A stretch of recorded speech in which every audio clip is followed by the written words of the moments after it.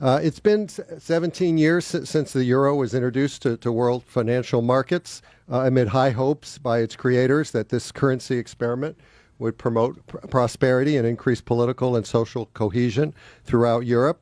As an economist, Jouzef Stiglitz has been fascinated by the euro because, as he notes in the preface of his new book, economists don't normally do laboratory experiments. But he also finds the whole effort deeply flawed and holds the Eurozone project responsible for impeding growth, fostering divisiveness, and exacerbating, if not causing, many of Europe's current economic problems. Over the past half-century, Professor Stiglitz has, of course, become one of the most accomplished economists of our era, with influential work spanning the worlds of academia, public policy, and popular literature. He's taught at Princeton, Stanford, MIT, and Oxford, and for the past decade and a half at Columbia University. He headed the Council of Economic Advisors under President Clinton and has served as chief economist at the World Bank and as head of several international commissions or expert groups. In 2001, he was awarded the Nobel Prize in Economics for his analyses of markets with asymmetric information, and he shared in the 2007 Nobel Peace Prize as the lead author of the 1995 report of the Intergovernmental Panel on Climate Change. After many years of writing academic papers, Professor Stiglitz, in the past decade and a half or so, has demonstrated a knack for writing articles and books that have made complex economic ideas accessible and interesting to the general public. Since the early years of the Bush administration, he's written or co-authored 10 books. I think this is now his 11th, on such topical issues as globalization, financial market deregulation, and remedies for recovering from the Great Recession. In his new book, The Euro, Professor Stiglitz argues that there should be a fundamental restructuring of the Eurozone, as well as reforms of policies imposed on member countries. Failing that, he outlines a couple of alternatives, including either the creation of what he calls the flexible euro or a carefully managed dissolution of the Eurozone. A review in the Financial Times called Professor Stiglitz's critique of Eurozone policies, quote, original and extremely helpful, and a Wall Street Journal review said many of the book's most damning observations are, quote, on target. So, ladies and gentlemen, please join me in welcoming Jouzef Stiglitz.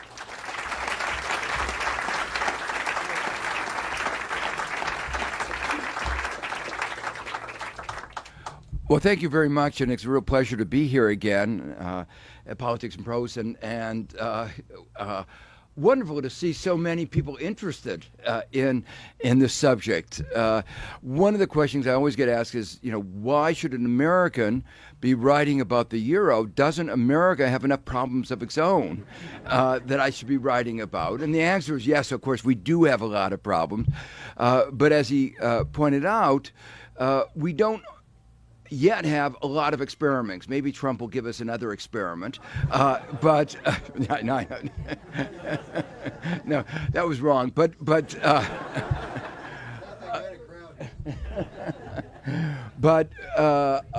the euro is a fascinating experiment to an economist, and economists love data. In this case, it's been a little bit at a cost of a lot of people in Europe, and I'll try to describe that in a few minutes. There are a couple of other reasons why the euro is so interesting, should be so interesting to Americans. One of the big issues that's been very clear in this campaign is a concern about globalization, and about globalization that's moved out of sync with economic globalization, moved out of sync with politics. The euro is an experiment a little bit along the same lines, more limited. It's just Europe. They integrated economically, and the euro was a big step forward, a single currency, but the politics weren't going with it. And the result of that is a dysfunctional Europe that is having enormous costs. So that was one of the motivations as a way of seeing at a small scale of region what happens to globalization when it doesn't work well. The second reason why this is so interesting is a single currency is about finance. I mean, currency is about how we transact money. It's about money. And at the core of a lot of the problems going on in the global markets are global finance. It was what gave rise to the 2008 crisis. So a story about the euro is a story about finance and ideas about finance, ideas about economics, which had a lot of sway, but unfortunately, in many ways, were not quite correct. And the consequences, again, have been very severe. So for those of you who haven't followed the full story of the euro, let me just go through it fairly quickly. It's a story that really begins with good intentions. Europe, after World War II, decided that they needed some new institutions to prevent a recurrence of the two world wars that had been so devastating. And there were a number of initiatives. You know, the UN started in 1944 as another way of preventing it. In the case of Europe, the economics and the politics were always intertwined. The European integration movement began with the European coal and steel community. And then it went beyond that to broader forms of economic integration, taking down all trade barriers. But they did a number of things that went far beyond what we have talked about in the United States in terms of economic integration. You know, a lot of discussion now about NAFTA, the North American Free Trade Agreement, and before NAFTA there was an agreement between Canada and the United States. And Canada and the United States are very similar societies, they speak the same language. But when we started having economic integration, it was very limited. It was only the free movement of goods and services, not what they did, which is free migration of labor. That was a big deal, movement of labor throughout the European Union. And this book is about the next stage in that experiment, not only free movement of goods and services, free movement of labor, free movement of capital, but a single currency shared originally by a small group of countries, but now by 19 different countries. And that was a big deal. One has to see what was going on in historical context. You might say, the big event affecting that many of us now take almost for granted was the fall of the Iron Curtain in 1989-90. That had a very big impact on views about economics. It was thought that the fall of the Iron Curtain was a victory for capitalism. And it proved that the market economy really worked really well. But it wasn't. It was really a statement about the failure of communism, and that communism worked really, really badly. And we took away the wrong lesson, and the lesson that a lot of people said was, you know, we can trust the market. And I'll come back to that. So there was a real strong faith after that in markets working well on their own. It wasn't long after that this stage in European integration began.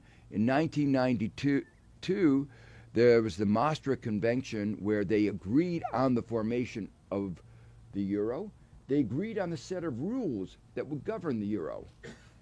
And those set of rules were predicated on a particular view of how the economy worked.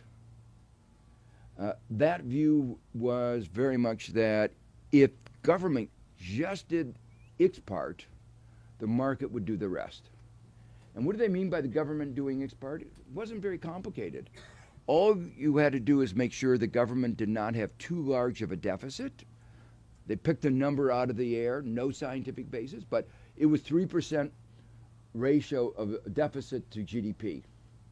And the debt couldn't be more than 60% of GDP. You know, if you ask an economist, where do those numbers come from? There's no basis. And then there was the other part was you can't have inflation. Inflation was really bad. So they said inflation had to be kept low, and they gave a mandate to their central bank, the European Central Bank, which they created, a single bank for all of these countries, to focus only on inflation. Now, to an American, that sounds strange because the Federal Reserve, as you may know, focuses on inflation, employment, growth. Right now, we're talking a lot about employment and financial stability. It didn't focus enough on financial stability before 2008. But they have a mandate to focus just on inflation.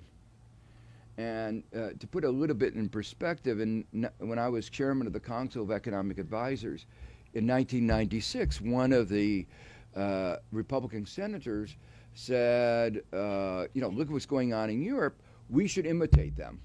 And we should change the charter of the Federal Reserve to focus only on inflation.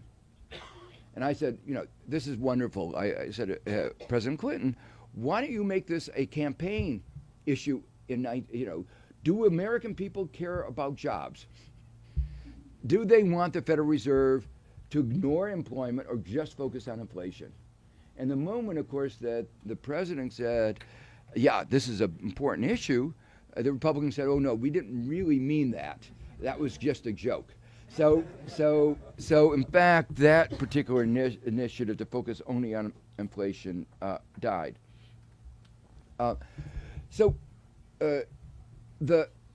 fact the euro was shaped of that particular moment in history where it started. As I say, 1992 was when they wrote down the rules. The exchange rates were fixed with each other in 1999. And the euro came into existence in 2002. 2005, they were celebrating, things were looking wonderful, and people in Europe were saying, oh, you skeptics, see, the euro is wonderful. 2008, just 6 years after the introduction of the euro, things began to look not so wonderful. And economists have said the real test of the euro would come when it was a shock, when there was a shock. Something which they had to absorb, like a decrease in demand for their goods, which, of course, the shock coming from America, our financial crisis, was a very, very big shock. And the worry was that when you have this single